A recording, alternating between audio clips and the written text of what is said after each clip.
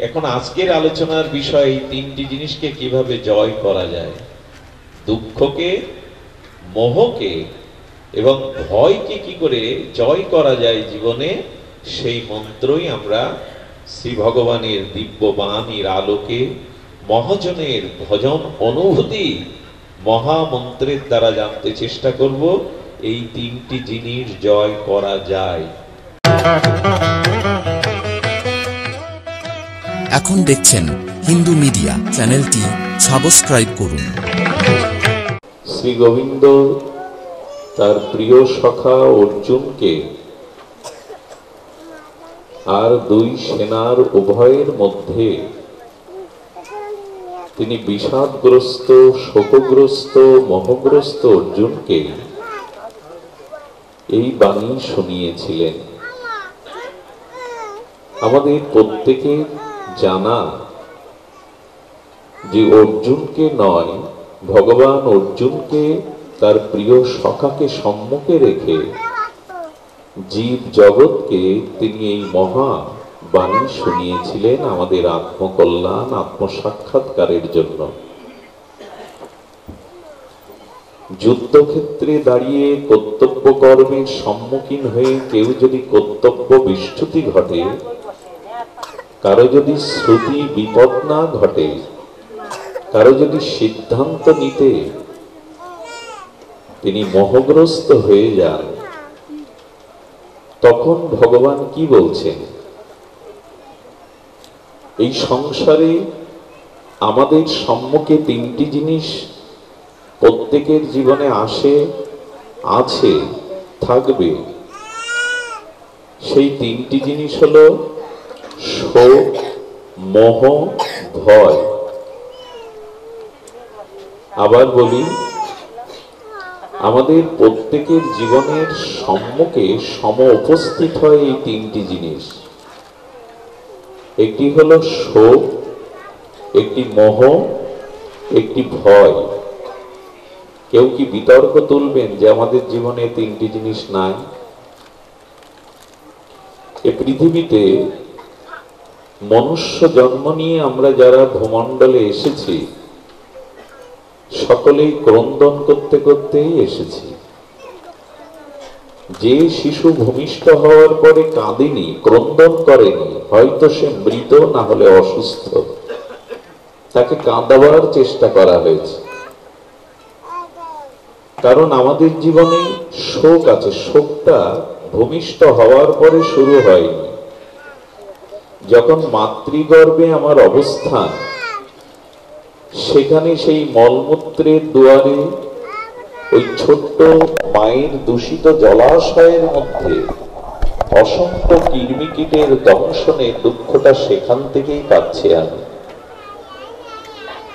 দুঃখ সকলের জীবনে আছে, একরকম না হলে দুঃখের বিচিত্রতা, বৈচিত্রতা, ভিন্নতা থাকলেও দুঃখ একরকম নয়। সকলের দুঃখ একরকম নয়, কিন্তু দুঃখ সকলকে পেতে হয়। দুঃখের সম্মুখে আমাদের উপস্থিত হতেই হয়। এই জন্য দুঃখটা আমাদের জীবনে আছে, বিষাদ আছে, অশ্রু আছে, কান্না আছে, বেদনা আছে। দ্বিতীয় আছে আমাদের মোহ।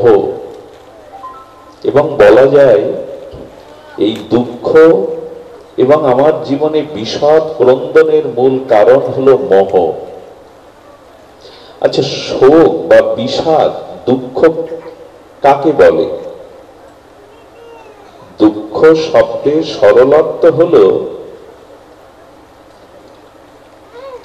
সুখের যে সরলার্থ করেছেন গোস্বামীপাদ, সেটি হলো অনুকূল বস্তুর সাক্ষাৎকারকে সুখ বলে। অনুকূল মানে যা আমার প্রিয়, যা আমার প্রার্থিত, যা আমি চাইছি, সেই চাওয়ার বস্তুর সাথে যখন আমার সাক্ষাৎকার হয়, প্রাপ্তি হয়, তার নাম সুখ। যা আমার অভিলষিত, আমি যা চাইছি জীবনে, সেই চাওয়ার বস্তুটার সাথে যখন আমার প্রাপ্তি যোগ ঘটে, যাকে সাক্ষাৎকার বলে, তখন তাকে বলে সুখ। আর যেটা আমি চাইছি না আমার প্রতিকূল, যেটা আমার প্রার্থিত নয়, প্রার্থনা নয়, আমার অভিলাষ বা ইচ্ছা নয়, সেই প্রতিকূল বস্তুর সাথে সাক্ষাৎকারকে বলে দুঃখ। যা আমি চাই না তার প্রাপ্তিকে বলে দুঃখ। প্রতিকূল বস্তুর সাক্ষাৎকারকে দুঃখ বলে, আর অনুকূল বস্তুর সাক্ষাৎকারকে বলে সুখ। জীবনে যা চাইনি, জীবনে যা চাওয়া নয়, প্রার্থনা নয়, অভিলাষ নয়, সেই বস্তু যখন আমার জীবনে নেমে আসে তখনই তার নাম দুঃখ। আর এই দুঃখের মূল কারণ গীতায় ভগবান বলছেন এই সার্বভৌম শাস্ত্রে মোহ। মোহ কাকে বলে? মোহ শব্দের অর্থ হলো যে বস্তুর যে স্বরূপ, বস্তুর যে স্বরূপ যথাযথ রূপ, যখন সেরূপ না দেখে, বস্তুর স্বরূপ তত্ত্বকে না জেনে না দেখে যখন বস্তুকে অন্য রূপে দেখি, আর সেই অন্য রূপে দেখাতে আমার ভ্রম আসে, বুদ্ধি বিপর্যয় ঘটে, তার নাম মোহ। শব্দগুলো একটু ধ্যান দিতে হবে। রাস্তায় যেতে যেতে অন্ধকারে সাপ সাপ বলে ভীত সন্ত্রস্ত হয়ে আর আচার খেলাম, রক্তারক্তি হয়ে গেল। আসলে অন্ধকারে আমি রঞ্জুকে অর্থাৎ একটি দড়িকে সর্প ভেবেছি, আসলেই সেটি সর্প নয়। মোহ কাকে বলে? যে বস্তু যে রূপ তাকে অন্য রূপে দেখাতে আমার মধ্যে যে বিভ্রান্তি আসে, আমার মধ্যে যে বস্তুর যে রূপ স্বরূপ অন্য রূপে দেখাতে আমার মধ্যে যে ভ্রম আছে, বিভ্রান্তি আসে, তার নাম মোহ। বুদ্ধির শব্দের আরেকটি অর্থ হল জ্ঞান। যখন জ্ঞান অজ্ঞানের রূপ নেয়, জ্ঞান যখন অজ্ঞানতায় রূপ নেয়, তার নাম মোহ। এটাই সরল অর্থ নিয়ে নিন। জ্ঞান যখন অজ্ঞানতায় রূপ নেয়, বস্তুর যে রূপ তাকে সেই রূপ না দেখে যখন ভিন্ন রূপে দেখে মোহিত হই, ভ্রান্ত পথে চলি, সিদ্ধান্ত নিতে পারি না, তার নাম হলো মোহ। এখন অর্জুনের মোহ হলো যুদ্ধক্ষেত্রে দাঁড়িয়ে অর্জুন বিষাদগ্রস্ত হয়ে গান্ডীব ত্যাগ করে বলছেন, ধৃতরাষ্ট্রের পুত্ররা যদি আমাকে মেরেও ফেলে, বধ করে, তাও আমার জন্য সুখের, কিন্তু আমি ওদের বিরুদ্ধে অস্ত্র ধরতে অর্জুনের মতো ক্ষত্রিয় বীরের এ কথা মানায়? ওরা আমাকে মারুক, তাতে আমার সুখ। এটা মোহগ্রস্ত হয়ে গেছে অর্জুন, কিং কর্তব্য বিমূঢ় হয়ে গেছে, বুঝতে পারছে না আমার কর্তব্য কোনটি, আমার করণীয় কোনটি। এই জন্য আমাদের জীবনের সামনে ওই একই অবস্থা। আমাদের কর্তব্য কোনটা এটা আমরা নির্ণয় করতে, কোন পথটা আমার জন্য শ্রেয়, কোনটি আমার জন্য কল্যাণ, কোনটি আমার কর্তব্য, এটা আমরা নির্ণয় করতে পারছি না, মানে আমরা মোহগ্রস্ত। আপনারা না হলেও আমার মতো যারা, তারা সংসারে মোহগ্রস্ত। ঠিক যথাযথ কর্তব্যকে আমরা নির্ণয় করতে পারছি না, যেমন অর্জুন পাচ্ছেন। যদি একটু হালকা করে বলি, কন্যা দেখে পাত্রপক্ষ, কন্যা পক্ষ, গুরুজনেরা মিলিত হয়ে বিবাহের দিন, নির্ঘণ্ট শুভ দিন নির্ণয় করলো। বিবাহের পিড়েতে বসে যদি কন্যা বা পাত্র বলে আমি বিয়ে করব না, উঠলাম, অর্জুনের অবস্থাও তাই। তিনি যুদ্ধের জন্য কর্তব্য কর্মের ক্ষেত্রে দাঁড়িয়ে, যুদ্ধক্ষেত্রে দাঁড়িয়ে বলছেন আমি যুদ্ধ করব না, আত্মীয় বিনাশ করে তাদের রক্তে রঞ্জিত হয়ে আমি সিংহাসনে বসবো না, বরঞ্চ আমি পাপ করতে উদ্যত হয়েছে, আমি ভিক্ষা করে খাবো, আমি নিজেকে ধন্য মনে করব যদি ধৃতরাষ্ট্রের পুত্ররা আমাকে বধ করে, আমি সুখী হব। এটা হলো মোহ। অর্জুন কর্তব্য ভুলে গেছে। অর্জুন তার কর্তব্য ভুলে গেছে, তার করণীয় ভুলে গেছে। আমরাও এই মনুষ্য জন্ম পেয়ে আমাদের সামনে কি করণীয়, কি কর্তব্য, এটাও আমরা অনেকেই ভুলে আছি। জীবনটাও তো একটা যুদ্ধ, সংসারটাও তো একটা কুরুক্ষেত্র। এখনই আর মোহগ্রস্ত ব্যক্তির লক্ষণ দেখুন, যিনি সাপ রঞ্জুতে সর্বভ্রম হয়ে দৌড় দিলেন, সামনে একজন বলছে দৌড়াচ্ছ কেন? বলে ওইখানে সাপ পড়ে আছে বিষধর। বললেন আমার কাছে আলো আছে, আমি জানি ওটা সাপ না, ওটা রঞ্জু। তখন এই মোহগ্রস্ত ব্যক্তি কি বলে জানেন? চোখ একা তোমার আমার নেই। যে ব্যক্তি আলোক দ্বারা দেখেছে ওটা রঞ্জু, ওটা সাপ না, সে ব্যক্তি যদি মোহগ্রস্ত ব্যক্তিকে এও বলে যে আমি দেখে এসছি আলো জ্বালিয়ে, ওটা সর্প নয়, ওটা রঞ্জু, দড়ি, কি বলে জানেন মোহগ্রস্ত ব্যক্তি? চোখ তোমার আছে, আমার নেই না, আমি ভুল দেখলাম। আসলে তুমি হিংসু, আমার ক্ষতি করবে বলে ওটা দড়ি ভেবে ওখানে পাঠাচ্ছ যাতে সবল মারে। তো মোহগ্রস্ত ব্যক্তিকে উপদেশ দিতে যাবেন, জ্ঞান দিতে যাবেন, ঠিক মোহগ্রস্ত ব্যক্তি ওই কথা বলবে যে না তুমি ভুল বলছো। শ্রীকৃষ্ণের এক বাক্যেই যদি অর্জুন মেনে নিত, 700 শ্লোক গীতা সৃষ্টির প্রয়োজন হতো? প্রয়োজন হতো না। এই জন্য গোবিন্দ বলছেন আমাদের জীবনে মোহ আছে, আমরা যথাযথ সময়ে সিদ্ধান্ত নিতে পারি না। যে সিদ্ধান্ত আমার করণীয়, আমার কর্তব্য, আমার জীবনকে সফল করবে, জীবনকে বিজয়ী করবে, জীবনে আত্মকল্যাণ হবে, অত্যন্তিক মঙ্গল হবে, এই সিদ্ধান্ত নিতে পারছি না, কারণ আমি মোহগ্রস্ত। তৃতীয়টা হলো আমাদের ভয় আছে। এমন কেউ আছেন যে আপনারা এখানে নির্ভয়তা, এমন ব্যক্তি আছেন যে জীবনে কোনো ভয় নেই আপনার? আমরা কেউ নির্ভয় নই, অন্তত মৃত্যু ভয়টা থাকলেও তো আছে। আচ্ছা, ভয় আমাকে কে দেয়? আমি যে মাঝে মাঝে ভীত সন্ত্রস্ত হয়ে পড়ি, ভয় আমাকে আক্রান্ত করে, ভয় কে দেয়? আসলে বাইরের কেউ ভয় দেয় না আমাকে। বাইরের কারো ভয় দেওয়া উচিত নয়, কাউকে ভীত সন্ত্রস্ত করা মানুষের কাজ নয়। মানুষকে সাহস দেওয়া, এগিয়ে আনা, মানুষের দুর্বলতাকে কাটিয়ে সবল করাই হলো মানবতার ধর্ম। কিন্তু আমরা মানুষকে ভীত সন্ত্রস্ত করি ক্ষমতার দ্বারা, অর্থের দ্বারা, গায়ের জোরের দ্বারা। মানুষকে ভীত করা উচিত নয়, যা আমরা করি। তো এখন ভয় আমাদের ভেতর থেকেই আসে।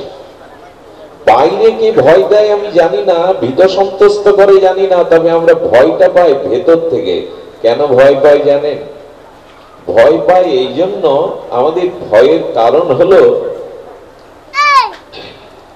আগামীতে আমি যা পেয়েছি, আমার যা আছে, আগামীতে থাকবে না। এই রূপ থাকবে না, যৌবন থাকবে না, এই অর্থ থাকবে কিনা। ভয় হলো ভবিষ্যতে, বর্তমানের জন্য খুব ভয় না, ভবিষ্যতে এই অর্থ আগামীতে থাকবে তো, আমার এই ছেলে মেয়ে আমার আনুগত্য নেবে তো, শরীরটা মৃত্যু পর্যন্ত দুরারোগ্য ব্যাধিতে আক্রান্ত হবে না তো, আমি যে পাঠক, আমি যে বক্তা, আমি যে সম্মানী ব্যক্তি, আমার সম্মানটা চিরদিন থাকবে তো, এই অনাগত ভবিষ্যতে যা আছে তা থাকবে কিনা, এই ভয়টাই বেশি ভীত করে আমাদের। বাইরের শত্রু কতটা আমাদের ভয় দেয় জানি না, কিন্তু ভেতরে অনাগত ভবিষ্যতে আমার যা কিছু আছে থাকবে কিনা, এই বাড়ি গাড়ি সম্পত্তি যৌবন শরীর, এই ভয়টা আমাদের বেশি। দয়া করে একটা জিনিস মেনে নিন, তাহলে ভয় কম হবে। সেটা হলো এই সংসার পরিবর্তনশীল, এই সংসারে কখনো কোনো বস্তু স্থায়ী। ভালো করে শুনুন, এই সংসারে কোনো বস্তু নিত্য নয়, অনিত্য। অনিত্য কাকে বলে? আজকে যেটা আছে আগামীতে সেটা থাকবে না বা অন্য রূপ নেবে, এরই নাম অনিত্য। টিকে থাকবে না যে বস্তু। তো অনিত্য পরিবর্তনশীল যা, এই জগতে নিত্য অপরিবর্তিত বস্তু এক আত্মা ছাড়া, ভগবান ছাড়া জগতের কোনো পদার্থ, কোনো ব্যক্তি, কোনো বস্তু নিত্য নয়, পরিবর্তনশীল। এই পরিবর্তনকে না মেনে নেওয়ার কারণেই ভয় হয়। যৌবনটা চলে যাচ্ছে, থাকলো না, সন্তানাদি আমার মনোগত থাকবে কিনা, সম্পত্তি থাকবে কিনা, শরীরটা থাকবে কিনা। আরে তুমি তো জেনেই আছো জগতে কোনো বস্তু স্থায়ী নয়। জগতে কোনো বস্তু অপরিবর্তিত নয়, সবকিছু পরিবর্তন হবে, সবকিছু ধ্বংস হবে, সবকিছু অনিত্য। যদি জেনেই থাকো তো এই চিন্তায় ভয় ভীত হচ্ছে কেন? থাকবে না তো কিছু, সবকিছুর তো পরিবর্তন হবে।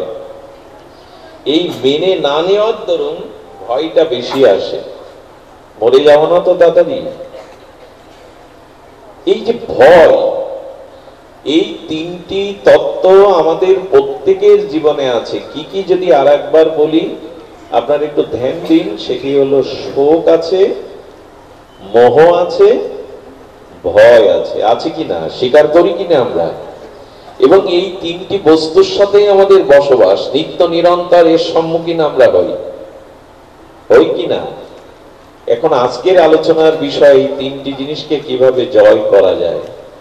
দুঃখকে, মোহকে এবং ভয়কে কি করে জয় করা যায় জীবনে, সেই মন্ত্রই আমরা শ্রী ভগবানের দিব্য বাণীর আলোকে মহাজনের ভজন অনুভূতি মহামন্ত্রের দ্বারা জানতে চেষ্টা করব। এই তিনটি জিনিস জয় করা যায়। মোহগ্রস্ত অর্জুনকে গীতার বাণী শুনিয়ে গোবিন্দ কি প্রশ্ন করলেন? গীতার এই সার্বভৌম শ্রী ভগবানের হৃদয় থেকে শত উৎসারিত সারাৎসার উৎসার এই বাণী অর্জুনকে শোনানোর পরে মোহগ্রস্ত, কম্পিত, ভীত সন্ত্রস্ত, অশ্রু সজল, কর্তব্য বিমুখ মোহগ্রস্ত অর্জুনকে গোবিন্দ প্রশ্ন করছেন। কি প্রশ্ন করছেন? কশ্চিৎ দেতাং শ্রুতাং পাত্র তয়কা গৃহ না চেতসা। ধ্যান দিন, শব্দগুলো বড় মার্মিক। হে অর্জুন,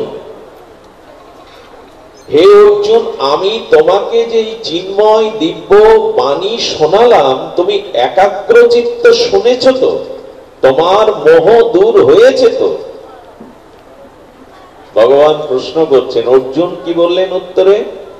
নষ্ট মহ স্মৃতি লব্ধা। এই দেখুন কি অপূর্ব উত্তর দিচ্ছেন। অর্জুন বললেন, হ্যাঁ কৃষ্ণ, হে যাদব, হে সখে, হে মধুসূদন, হে অনাদিরাদি সর্বকারণের কারণ, হে অচিন্তনীয়, হে প্রভু, আপনার দিব্য বাণীতে আমার মোহ দূর হয়েছে এবং আমি লব্ধা স্মৃতি, আমার হারানো স্মৃতিকে আমি ফিরে পেয়েছি। তার মানে ভগবানের বাণীর মধ্যে এমন কিছু দিব্য চেতনা আছে যা শ্রবণ করলে আমাদের মোহ, ভয়, শোক দূর হতে পারে। আপনাদের প্রশ্ন যাচ্ছে না মনে? মঙ্গলজি, আমরা অনেক দিন থেকেই সাধুমুখে হরিকথা শুনছি, পালা কীর্তন শুনছি, নাম যজ্ঞ শুনছি, কবিগান শুনছি, ভগবানের বাণী তো শুনছি, কিন্তু আমাদের এই তিনটে ব্যাধি তো গেল না। প্রশ্ন আসবে না এখন যে ভগবানের দিব্য বাণী শুনে যদি তৃতীয় পাণ্ডব অর্জুনের মোহ দূর হয়, শোক দূর হয়, আমাদের কেন হচ্ছে না? এই প্রশ্ন এখন সামনে আসবে। আমি যাদের দেখছি মুখগুলো অনেকের চেনা, আপনারা এক দুই দিন না, বহুদিন ধরে হরিকথা শুনছেন, ভাগবতে যাচ্ছেন, দীক্ষাও নিয়েছেন, তীর্থ পর্যটনও করেন, দান ধ্যান বিন্দু আকারেও করেন, অল্প করেও করেন, কিন্তু মোহ, শোক তাপ যাচ্ছে না কেন? এই প্রশ্নের উত্তর এখন আমাদের নিতে হবে। মায়েদের ঘুম আসছে না তো? ঘুম এনো না, জেগে থাকো। যেখানে ভাগবত হয় ওখানে দুজন রানী আসে। কয়জন? দুজন রানী আসে। আর আমার পাঠ তো একটু দেরিতেই হয়, বিষয়ী হতভাগা, আসতে বিলম্ব হয়ে যায়। দুজন আসে, এক ভাগবত পাঠ হলে রাধা রানী আসে, আর আসে মায়া রানী। মায়া রানী এসে দেখে কারা ভগবানের কথা শুনছে না, অলস নিদ্রা, চঞ্চল মন, বহির্মুখ মন, তাদের ঘাড়ে গিয়ে মায়া রানী রাধারানীর কৃপা হতে, ভগবত কৃপা হতে বঞ্চিত করে দেয়, তাদের দিকে টেনে নেয়। আর রাধারানীও এখানে আসেন, এসে দেখেন তারা রাত জেগে মাটিতে বসে হৃদয় দুয়ার খুলে পিপাসাক্ত হয়ে, উৎকণ্ঠা ব্যাকুল হয়ে আমার গুণগাতা, আমার প্রভুর নাম রূপ লীলা গাথা শুনছে। রাধারানী তার হৃদয়ে বসে যান যে আজ থেকে আমি তোমার হৃদয়ে বসলাম। এখন তাকে হৃদয়ে নেবেন, এটা আপনাদের বিষয়। মায়া দ্বারা, ঘুমের দ্বারা, অলসতার দ্বারা আপনারা রানীকে নিতে চান নিন, না হলে রাধা রানীকে নিন। তো যখন এসছেন কর্ম ফেলে, গৃহ ফেলে, আত্মীয় স্বজন ফেলে, খাওয়া দাওয়া ছেড়ে, বিনোদন ছেড়ে যখন এই দোলাতে এসে বসতেন, তখন আজ মায়াকে নয় রাধা রানীকে হৃদয়ে নিন। সেটা নিতে গেলে কেন হচ্ছে না পাঠ শুনে আমাদের মোহদূর? অর্জুন গীতা শুনেছিলেন একবার, আমরা কয়বার সংখ্যা বলতে পারবেন যে আজ পর্যন্ত গীতা কতবার পড়েছেন, কতবার শুনেছেন? কিন্তু মোহদূর হচ্ছে না কেন, স্মৃতি ফিরে আসছে না কেন? এর কারণ বলি, তিনটি জায়গায় গেলে মনের যে গতি হয়, মনের যে স্থিতি হয়, মনের যে প্রকৃতি হয়, যদি সর্বসময় মনের ওই প্রকৃতি স্থিতি রাখতে পারেন, তাহলে আপনার মোহ শোক ভয় দূর হবে। তিনটি কোন জায়গায়? যখন সপ্তাহে অন্ত্যেষ্টিক্রিয়ায় মানুষ মারা গেলে যখন শেষকৃত্য বা সপ্তাহে শ্মশানে যাবেন, তো প্রিয়জন নিজজন যখন চিতাতে মুখাগ্নিতে দাও দাও তার দেহটি জ্বলবে, ওই চিতার দিকে তাকিয়ে মনের যে অবস্থাটা ওই সময় হয়, এই একটি সময়। আর একটি যখন পিতা মাতা পুত্র আত্মীয় স্বজনকে ওটিতে ডাক্তার নিয়ে যায় কোন মেজর অপারেশনের জন্য, তখন মনের যে অবস্থা হয়। আর ভাগবতে দূরদূরান্ত থেকে এসে এখানে বসে শ্রদ্ধালু, বিশ্বাসী এবং পিপাসাক্ত উৎকণ্ঠা বুকে নিয়ে যারা হরিকথা শুনছে, তাদের মনের এখন যে অবস্থা, এই তিন জায়গার মনের অবস্থা একত্রিত করে যদি সর্বসময় মনটা এরকম থাকে, তবে শোক মোহ ভয় দূর হবেই হবে। থাকে না, থাকে কি? শ্মশানে দাও দাও করে চিতার দিকে তাকালে মনের যে অবস্থা, বাড়ি আসলে আর থাকে কি? দোকানে গেলে, অফিসে গেলে থাকে? বলে থাকে না। আচ্ছা, যখন ওটিতে নিয়ে যায় পিতামাতা আত্মীয় স্বজনকে, ডাক্তার ওটিতে নিয়ে যায়, ঈশ্বরকে ডাকুন, সব তার হাতে এরকম সংকেত দেয়, তখন আপনার যে মনের অবস্থা হয়, এই অবস্থা থাকে তো? সব সময় থাকে না। আরে এখন যারা হরিকথা শুনছেন, অলসতা ত্যাগ করে আর হরিকথা মুখী হয়ে আনন্দ আস্বাদন করছেন, এখন আমাদের মনের যে, এখন মনে সংসার নেই, দুশ্চিন্তা নেই, কামের চিন্তা নেই, ব্যবসা বাণিজ্যের চিন্তা নেই, এখন মনের যে স্থিতি, এই স্থিতিটা যদি সবসময় বিরাজ করে, তবে জানবেন আমি এপার পার হয়ে গেলেন, এ ভব সংসার পার হয়ে গেলেন। থাকে না কেন? রাখতে পারি না কেন? গোবিন্দ তো বারবার বলেছেন, মনটা আমাকে দাও, মন মনা ভব, সময়ের মূল্যায়ন করো, কোন সময় অসৎ চিন্তা করো না, কোন সময় পরের ক্ষতির চিন্তা। এসব কথা কে না জানে? এখানে ছোট বাচ্চাও জানে এসব কথা। কিন্তু আমাদের মনের স্থিতি থাকে না কেন, সেটাও শোনো। আচ্ছা, এই তিন জায়গাতে সবার কি মনের অবস্থা এক হয়? খুব সুন্দর একটি কথা, জানলে আনন্দ পাবে। অনেক শ্মশান আছে, আমি ইন্ডিয়াতে দেখেছি, মানে লাশের সারি আসে, সারাদিন পুড়তে থাকে। কেওড়াতলা মহাশ্মশান, এরকম কিছু শ্মশান, মহানগরী তো ব্যস্ততম এলাকা, সবসময় লাশের ভিড় থাকে, সিরিয়াল দিতে হয়। ওইখানে কিছু লোক কাঠ বিক্রি করে, সবাই আর কাঠ কম পড়ে যায়, সবাই তো আর কাঠ আনতে পারে না। এখন শ্মশানে যিনি রাত দিন চিতাতে কাঠ বিক্রি করেন, শ্মশানের চিতাতে কেউ পড়লে আমাদের যে মনের দশা হয়, কাঠ বিক্রেতার তাই হয় তো শ্মশানে থেকে, বরঞ্চ উল্টো হয়, লাশ কত আসবে আর আমার কাঠ কত। তাহলে শ্মশানের চিতা থেকে একজনের মনের স্থিতি হচ্ছে, কিন্তু আর একজনের হচ্ছে না। আচ্ছা, ডাক্তারের অটিতে রোগীকে নিয়ে গেলে আমার মনের যে অবস্থাটা হয়, ডাক্তারের হয় তো ওইটা? মরলো কি বাঁচলো, যা হলো, উনি তো কর্তব্য করতে গেছেন, ওনার কি ওই মায়া মনের স্থিতি হয়? একই ক্ষেত্রে একই অবস্থায় দুইজনের দুটো মনের অবস্থা। আর ভাগবতে এলেও কি সবার মনের উত্তম শ্রোতার মতো দশা হয়? তার মানে এই জায়গাগুলো পেয়েও আমরা মঙ্গল ঘরে তুলতে, ফসল ঘরে তুলতে পারি না। এই জন্য অনুরোধ করব, মনের গতিটাকে ফিরান। এই পৃথিবীতে আপনার শত্রু কেউ নেই, আপনার পতনের কারণ অন্য কেউ না, আপনার মনই আপনার উদ্ধারের কারণ, পতনের কারণ। আপনার মন আপনাকে মুক্ত করতে পারে, আবার বন্ধন করতে পারে। এই জন্য মনের গতিটাকে ফেরানোর বাণী গীতায় বারবার বলা হয়েছে, মচ্চিত্ত মদ্গত প্রাণা এবং মনমনা ভব। গোবিন্দ বলছেন মনের গতিটা ফিরাও, এটা এমনি এমনি ফিরবে না, এটা ফিরবে ভগবত চেতনার দ্বারা। দেখুন, আমি শোকটাকে দিয়ে শুরু করি। শোক কাকে বলেছিলাম?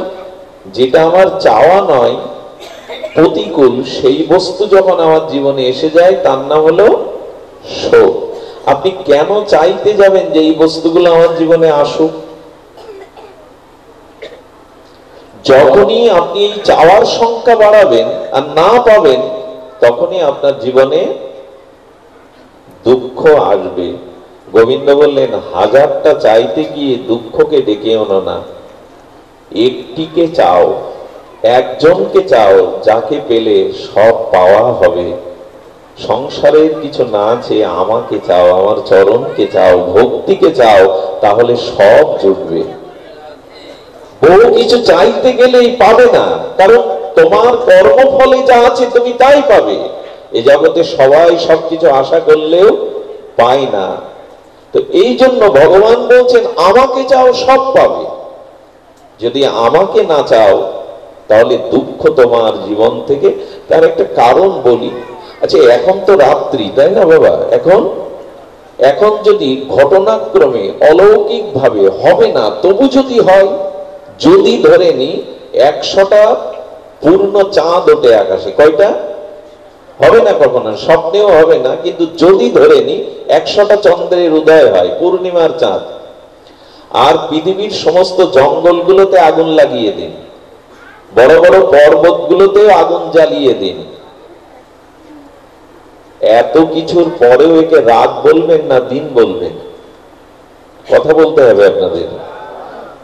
দিনের সংজ্ঞা বলা যাবে তো? 100টা চাঁদ উঠলে, সমস্ত পর্বতগুলোতে আগুন জ্বালিয়ে দিলে, বৈদ্যুতিক বাল্ব যত আছে পৃথিবীতে আগুন জ্বালিয়ে দিলে, তার সংজ্ঞা দিন হবে না রাত হবে?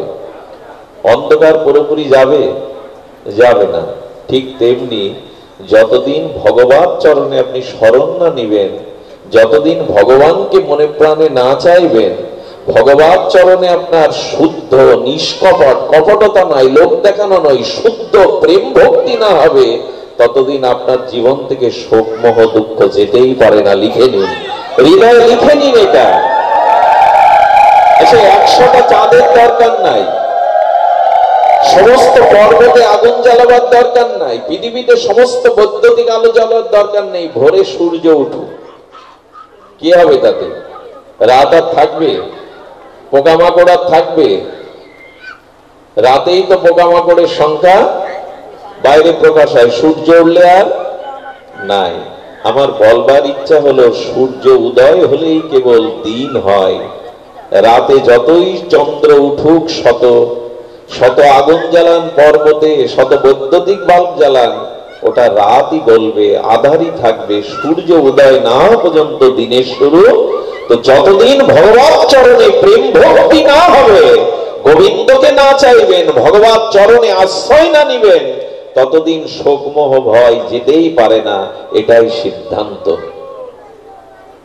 এটাই সিদ্ধান্ত।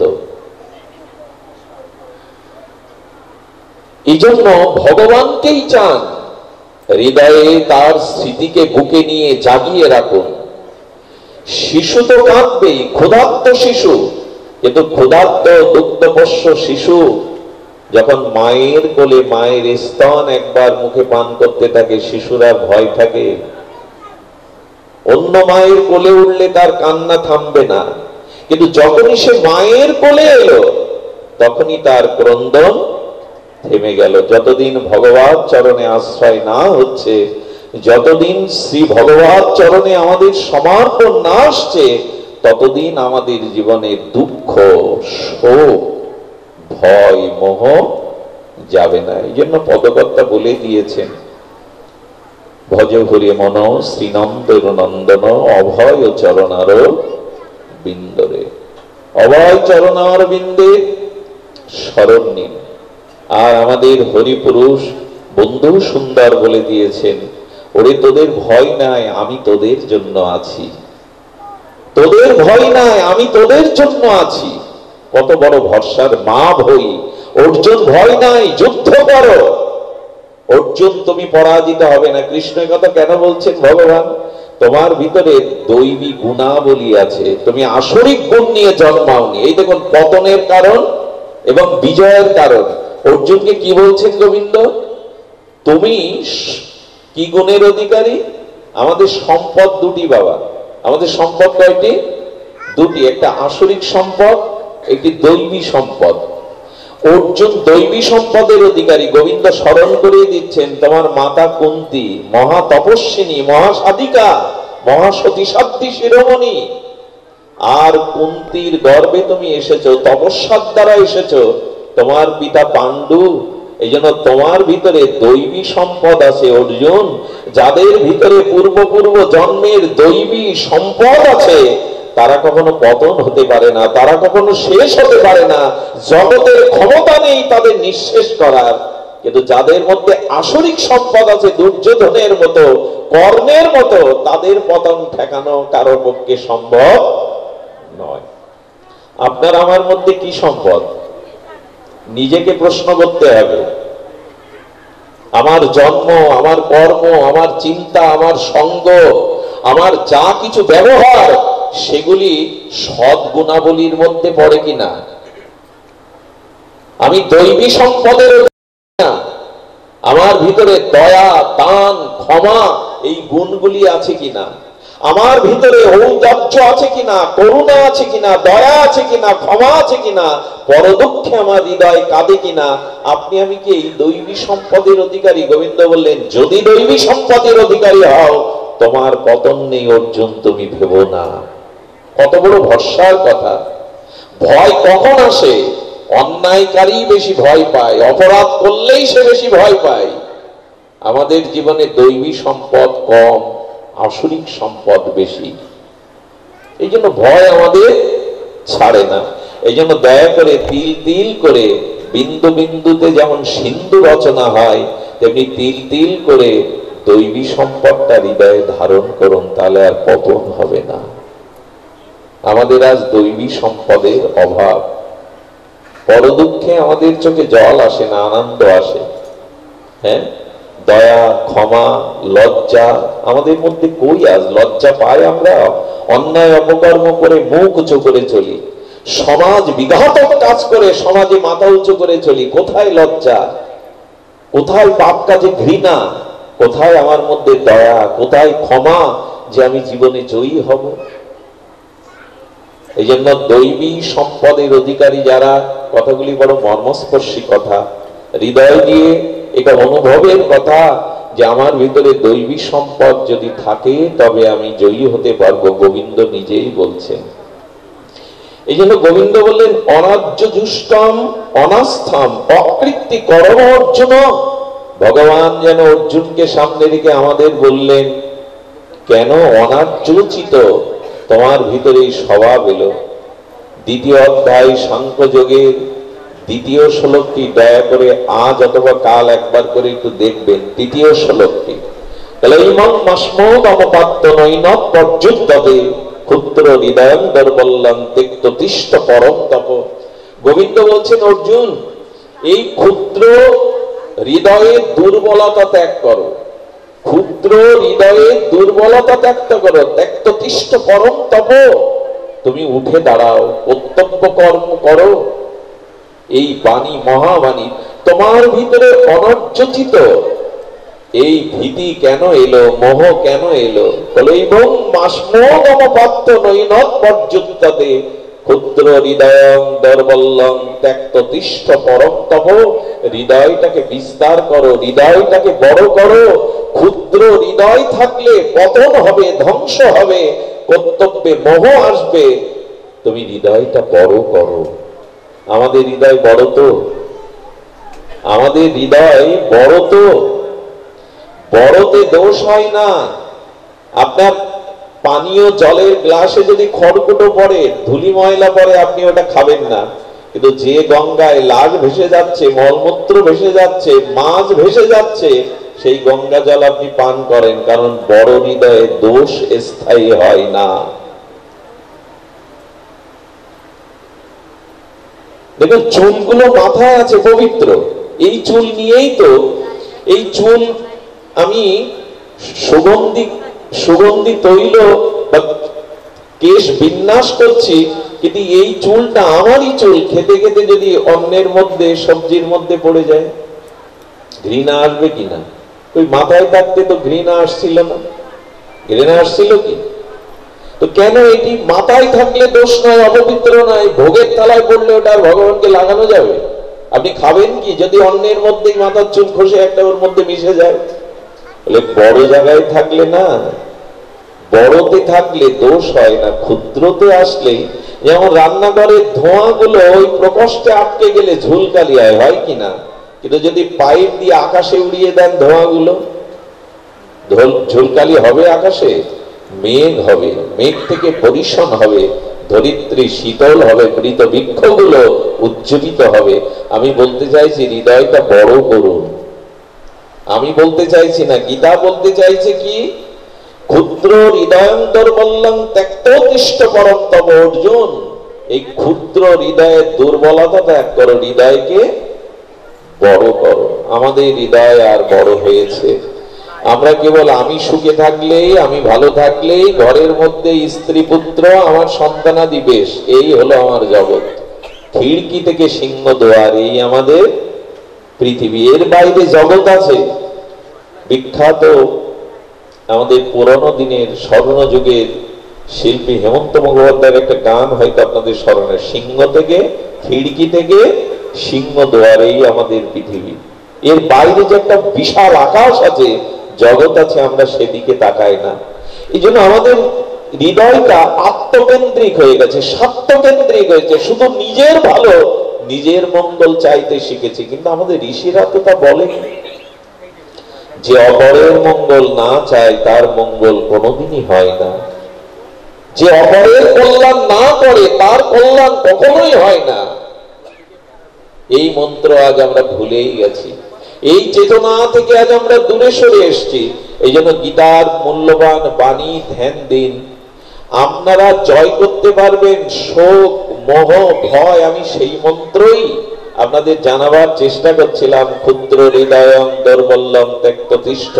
গোবিন্দ বললেন ক্ষুদ্রতা ত্যাগ করো, অপরের ভার নাও, অপরের কল্যাণ চিন্তা মস্তিষ্কে রাখো, হৃদয়ে রাখো, তবেই তুমি শান্তি পাবে, শান্তি দিতে পারবে, শোক মোহ ভয় দূর হবে। আচ্ছা, বুলেট প্রুফ গাড়ির কথা শুনেছেন আপনারা? শুধু শোনেননি, অনেকে এর মধ্যে আছেন, দেখেছেন। কোন রাষ্ট্রের রাষ্ট্রনায়ক, কোন সম্মানী মন্ত্রী, এমপি এরকম ব্যবহার করে। কি ব্যবহার করে? বুলেট প্রুফ গাড়ি। এই গাড়িটার বিশেষত্ব কি? যে ওর মধ্যে থাকলে গুলি করলেও আপনি গুলিবিদ্ধ হবেন না, মরবেন না। তা প্রযুক্তির দ্বারা যদি এমন একটা গাড়ি তৈরি করা যায় যে যার মধ্যে শত গুলি করলে আমি মরবো না, ভগবত বাণী, আধ্যাত্মিক চেতনা, ভগবানের গীতা ভাগবতের বাণীও যদি আপনি ধারণ করতে পারেন, তাহলে বাইরের গালি বা বাইরের কোনো জিনিস আপনাকে আক্রমণ করতে পারবে না। ওখানে গুলি করলে লাগবে না, আর বাইরের কোনো গালি আপনার হৃদয়ে লাগবে না। বুলেট প্রুফ গাড়িতে যদি থাকেন গুলি লাগবে না। এটা যদি প্রযুক্তির দ্বারা করা যেতে পারে, তো গীতা ভাগবতের আধ্যাত্মিক বিজ্ঞান এমন এই জ্ঞান যদি আপনি ভেতরে নিতে পারেন, বাইরের কোনো বদনাম, গালি, অপমান আপনার গায়ে লাগবে না। তো কারো গালি, কারো নিন্দা যদি আপনার হৃদয়ে না লাগে, তো আপনি কষ্ট কোথায় পাবেন? আপনি যন্ত্রণা কোথায় পাবেন?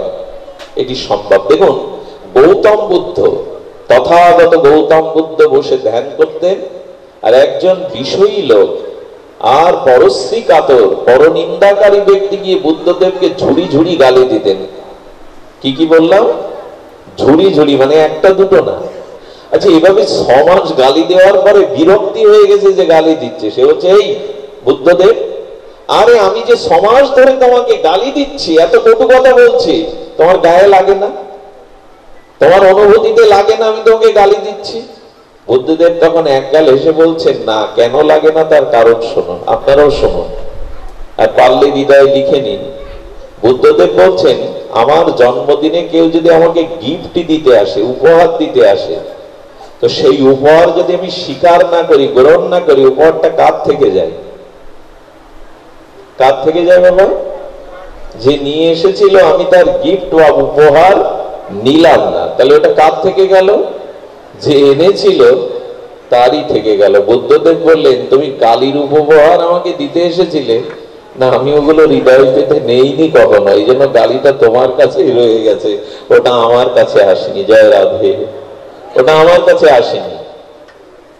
এখন এই চেতনা যদি আপনার থাকে, তাহলে বাইরের গালি, ওখানে যেমন গুলি বুলেট প্রুফ ভেদ করতে পারবে না, এখানে অপমান ও গালি আপনাকে আক্রান্ত করতে পারবে না। দরকার চেতনা, দরকার দিব্য জ্ঞান। এই জ্ঞানটার অভাবেই আজ আমরা আসি। তুলসী গোস্বামীকে আজকাল তো এই নিন্দা নিয়েই দলাদলি, এই নিন্দা নিয়ে, সমালোচনা নিয়ে সব, আর এগুলো সহ্য করতে শিখুন। জগৎ এমন নয় যে সবাই আপনার স্তুতি করবে। আচ্ছা, আজকে দিন চলে গিয়ে রাত এসেছে, আপনারা কেউ প্রশ্ন তুলেছেন, রাত তুমি এলে কেন, আসবে কেন? এ প্রশ্ন কেউ করেন কখনো? কারণ আপনি জানেন দিন অবসানে রাত আসবে, তাই প্রশ্ন করেননি রাত এলে কেন। তেমনি যেখানে মান আছে ওখানে সাথে সাথে অপমানও আছে। এটার জন্য বিচলিত হচ্ছে কেন? এটার জন্য কেন বিচলিত হচ্ছ? আর সৎ পথে থাকো, ন্যায় নিষ্ঠা নিয়ে থাকো, সত্য আদর্শ নিয়ে থাকো, ওগুলো তোমাকে আক্রান্ত করতে পারবে না। তো এই মন্ত্রগুলো নেই তো আমরা, ভালো থাকার যে মন্ত্র, শোক দূর করার মন্ত্র, এগুলো নেই তো। বলে আর নিয়েছি। আমাদের দুর্দশা কেমন জানেন? আচার্য জগদীশচন্দ্র ঘোষের পূর্বে শ্রী শ্রী গীতা, এই টিকা করেছিলেন উনি, গীতা পুরোনো দিনে, সেই 71-এর আগে শ্রী শ্রী গীতা, শ্রী গীতা। ওখানে লিখছেন, কোন সনাতনী যখন মুখে অন্ন দেয় তখন তাকে একটা মন্ত্র বলতে হয়। সেই মন্ত্রের সরলত্ব হলো, ব্রহ্ম পর্যন্ত তৃপ্তি লাভ হোক। মানে আমি যে অন্নটা মুখে নিয়ে তৃপ্তি পাচ্ছি, ক্ষুধা নিবৃত্তি করছি, পৃথিবীর সমস্ত প্রাণী থেকে ব্রহ্মা সবাই তৃপ্তি লাভ করুক, এই মন্ত্র বলে মুখে অন্ন গ্রাস তুলে দিলাম। পাশের বেচারা বিড়ালটা ক্ষুধার্ত হয়ে মিউ করতে করতে হয়তো পাতের কাছে এসেছে, লাঠি দিয়ে, জুতো দিয়ে, যা ছিল তার ঠ্যাং ভেঙে দিলাম। 1 মিনিট আগে কি বললাম? 1 মিনিট আগে বললাম যে পৃথিবীর সমস্ত প্রাণী থেকে ব্রহ্মা তৃপ্তি লাভ করুক। বিড়ালটা সামান্য দুমুঠো, একটু 1 মুঠো অন্নের জন্য ঠ্যাং ভেঙে দিতেও আমাদের কার্পণ্য। আমাদের বলার সাথে করার মিল আছে কি? বলছি সবাই তৃপ্ত হোক, অথচ বিড়ালটাকেই আমি 1 মুষ্টি অন্ন ক্ষুধায় দিতে পারলাম না, ঠ্যাং ভেঙে দিলাম। তো আচরণ যদি এই হয়, তাহলে আর শোকমোহ পৃথিবীতে বাড়বে ছাড়া কমবে না। শুষ্ক কথা, তত্ত্ব কথা, নিরস কথা সবার ভালো লাগার বিষয় না। আমি সেই শুষ্ক কথা দিয়েই আজকে শুরু করেছি, তবে শুষ্কটা দরকার। নারিকেল ফলটা সবাই আস্বাদন করতে পারে না, ওপরের আবরণ শক্ত ভেদ করে তারপরে আবার কুটতে হবে, তারপরে তো সেই নাড়ু করতে গিয়ে মায়েদের আবার ওতে কি গুড় লাগবে, কত কি ঝামেলা। নারকেল ফল এই জন্য অন্য কোনো পাখি এসে, কাক এসে, কোকিল এসে অন্য কেউ খেতে, তেমন এই তত্ত্বকথার ভিতরে সবাই প্রবেশ করতে পারে না। আর এটা দরকার। শুধু আবেগে লীলা কথা শুনে হাউ মাউ করে ভেসে বেড়ালেই হবে না, তত্ত্বটা জানা দরকার, কারণটা জানা দরকার, মূল বিষয়টা জানা দরকার আমাদের। আমি সেই বিষয় আপনাদের সামান্য একটু জানাতে চেষ্টা করছিলাম যে দেখুন, শোক মোহ ভয় দূর হতে পারে, সেই পারে যদি আমাদের জীবনে এই ভগবত চেতনা আসে, আমাদের মন যদি ভগবত কেন্দ্রিক হয়ে যায়। ভগবত কেন্দ্র হলে আর ভয় কি গো? যদি আপনার চিত্ত এরকম ব্যাপক বিশাল প্রেম ভক্তিতে হয়, আমি বলবো এই জগতে ভয় নাই। মনে আছে লোকনাথ বাবার কথা? ত্রিকালজ্ঞ মহাযোগী 90 বছর তপস্যা করেছিলেন, এক জায়গায় ত্রিশূল পুঁতলেন, সামনে দেখে জঙ্গলের মধ্যে হিমালয়ের পাশে তো এক বাঘিনী কিছু বাচ্চা পেড়েছে। তো বাঘিনী তখন মনে করছেন ওই জটাজুটোধারী ত্রিশূলধারী উনি মনে হয় ত্রিশূল দিয়ে আমাকে শিকার করতে এসছেন, বাচ্চাগুলোকে শিকার করতে এসছেন। বাঘটা তখন ভীত সন্ত্রস্ত হয়ে গেছে ওই তেজময় লোকনাথ ব্রহ্মচারীর এই জ্যোতি দেখে। উনি ধ্যানে চিন্তা করতে লাগলেন আমার কারণে বাঘটা তার বাচ্চাদের নিয়ে শঙ্কায় ভুগছে, কষ্ট পাচ্ছে। বাবা উঠলেন, উঠে গিয়ে বাঘের সামনে দাঁড়ালেন, পারবেন তো? এই দেখো নির্ভয়তা কাকে বলে, শোকমহদর কাকে বলে। বাঘের সামনে দাঁড়িয়ে অভয় অস্ত্রটা বাঘের মাথায় হাত দিয়ে কি বিড়বিড় করে বললেন, আর এই কথা বললেন, তোর বাচ্চারা আমার কাছে নিরাপদ, ভয় নেই তোর। এরপরে বাঘগুলি যখন শিকার করতে যেত বাঘিনী জঙ্গলে, বাচ্চাগুলিকে বাবার চরণের কাছে রেখে তবে জঙ্গলে যেত। গল্প বলছি কি আপনাদের রাত জেগে? গল্প না।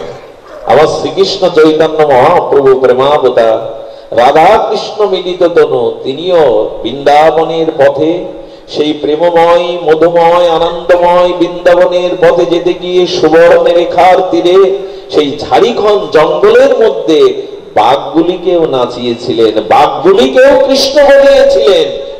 বাঘ হরিণ একসাথে অনন্য চুম্বন করেছিলেন, সাপগুলো নেচেছিল, ময়ূর নেচেছিল। এটা সম্ভব কি করে? সম্ভব প্রেমের দ্বারাই, সম্ভব ভক্তির দ্বারাই। আমাদের স্বভাব বিপরীত হয়ে গেছে। এক সাধু দেখছে যে জলের মধ্যে নদীর তীরে জলে একটা বিছে পড়ে গেছে, বিষাক্ত বিছে।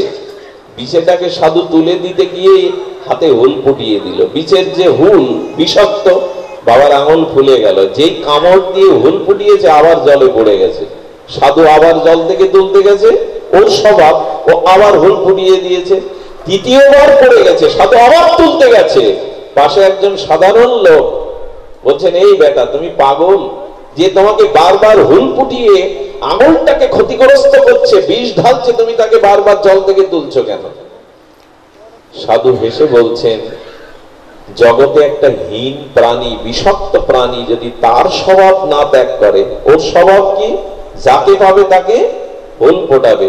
ও যদি সামান্য একটা বিষাক্ত কীট হয়ে ওর স্বভাব ত্যাগ না করে, আমি সাধু হয়ে কেন আমার স্বভাব ত্যাগ করবো? সাধুর স্বভাব তো অন্য প্রাণীর মঙ্গল করা, অন্য প্রাণীর কল্যাণ করা। আমি কেন সেই স্বভাব থেকে সরে আসবো? আমরা এটা করি তো। বন্ধু সুন্দর 14টা বছর এক ঘরের মধ্যে রাধারানীর চরণ চিন্তা করেছেন। কেন? তার হরিপুরুষের এই সাধনা, সাধনা জগৎ কল্যাণের জন্য। মহাপুরুষরা সাধনা করে গেছেন কার জন্য? তাদের জন্য। বাবা মা অর্থবিত্ত জমি জমা রেখে যায় কাদের জন্য? উত্তর পুরুষগণের জন্য। মহামানবরা, ভগবান অবতারগণ, সাধকগণ সাধন করে গেছেন আমরা যাতে এই সম্পদটা গ্রহণ করি। আর সম্পদ, এক সাধু বসে জপ করছেন, তো সেই সাধু দেখছেন যে একটা পাহাড়ি বিষাক্ত বড় বিছে, বিষাক্ত, তাকে নিয়ে যাচ্ছেন একজন। বললেন, এই এক কাজ করতো, তোর বিছেটা আমি শুয়ে পড়ছি, আমার গায়ে ছেড়ে দে। ধ্যান দিয়ে শুনুন, সত্য ঘটনা। তো ওনার চরণের কাছে ছেড়ে দিয়েছেন বিছেটা আস্তে আস্তে আস্তে আস্তে ওনার মাথার উপরে উঠলো, আবার পায়ের দিকে গেল। এইভাবে 3 বার ওনার শরীরটাকে ঘ্রাণ নিয়ে এপাশ সেপাশ করছে, অথচ দংশন, বিষ ফোটাচ্ছে না। উনি হাত দিয়ে ধরে কোটোই দিয়ে দিলেন। অবাক বিস্ময়ে তাকিয়ে বলছেন, বিছে আপনার শরীরে ঘুরে বেড়ালো, অথচ সে আপনাকে দংশন করলো না। কারণটা একবার বলবেন? বলে, এটা জাদু না, এটা কোনো মন্ত্র না। আমি দীর্ঘদিন ধরে ভগবানের উপাসনা সাধনা করে অন্য জীবের প্রতি আমি হিংসা ভাব রাখিনি। আমার যদি কোনো প্রাণীর প্রতি হিংসা ভাব না থাকে, অন্য প্রাণী কর্তৃক আমার উপরেও হিংসা হতে পারে না।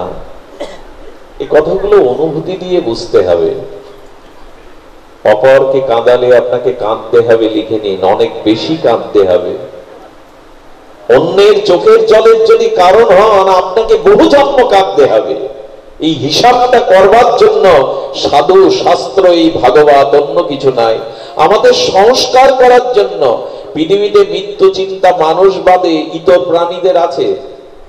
ইতর প্রাণীরা মরবো এই চিন্তা করে? কোনদিন করে না। ওদের মৃত্যু চিন্তা নেই। মানুষকে দিয়েছে কেন? মরতে তোমাকে হবেই, অন্তত মৃত্যু চিন্তাকে সামনে রেখে নিজেকে সংশোধন করো। আচ্ছা, পশু পাখিদের জন্য ভাগবত হয়, কখনো জন্তু জানোয়ারদের জন্য? ধর্ম কর্ম শাস্ত্রের উপদেশ জন্তু জানোয়ারের জন্য হয়? মানুষের দিল্লিতে একবার, যেখানে রাষ্ট্রপতি ভবন, ওই রোডে একবার একজন মানুষ মূত্র ত্যাগ করেছিল, আর তাকে জরিমানা দিয়ে জেলে পোড়া হচ্ছে। ও তখন বলছেন, আচ্ছা মানুষ শ্রেষ্ঠ না ঘোড়া শ্রেষ্ঠ? ওনাকে যে ম্যাজিস্ট্রেট সাজা দিচ্ছে তাকে প্রশ্ন করছে এই লোক, মানুষ শ্রেষ্ঠ না ঘোড়া শ্রেষ্ঠ? বলে মানুষ শ্রেষ্ঠ। বলে ঘোড়া তো এই রাজপথে প্রায় প্রস্রাব করে দেয়, তার কোনো সাজা নেই, জেল জরিমানা নেই, আমি মানুষ আমার জন্য কেন? এর উত্তর কি? এর উত্তর, মানুষ ব্যতীত অন্যের জন্য নিয়ম কানুন শাস্ত্র নয়, একমাত্র মানুষ কেন তোমাকে মানতে হবে তাই তুমি মানুষ। যদি না মানো, আকারে মানুষ হলেও তুমি মানুষ নও। যদি তুমি মান্যতা না দাও, তোমার ভিতরে যদি মান্যতা না থাকে, না মানো তুমি গুরুজনকে, শ্রেষ্ঠ জনকে, আদর্শকে, সত্যকে, ত্যাগকে যদি না মানো, তুমি আকারে মানুষ হলেও আজও মানুষ হতে পারোনি। মানো, মানো কাকে বলে? মানে তাই মানো। মানি কি আমরা আজ? ভাগবত অন্য কিছু নাই, ভাগবত আমাদের মানুষ হতে শেখায়, ভাগবত আমাদের মনুষ্যত্বকে জাগরণ করতে শেখায়।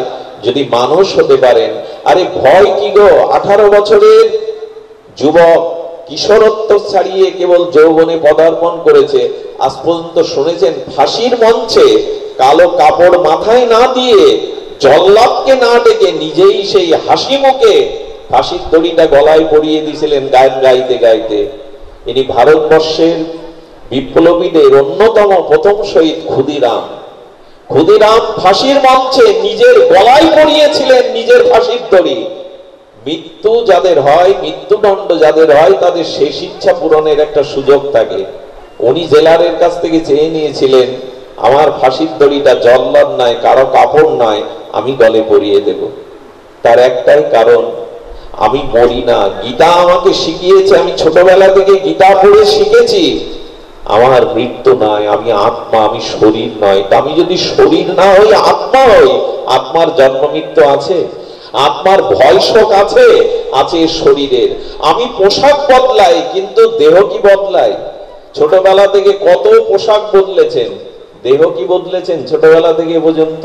দেহটা একই, পোশাকটা পরিবর্তন হয়। তেমনি আত্মার তো শোক মোহনে সেই আত্মজয়ী 18 বছরের ক্ষুদিরাম, তিনি মৃত্যুকেও পর্যন্ত জয় করেছিলেন।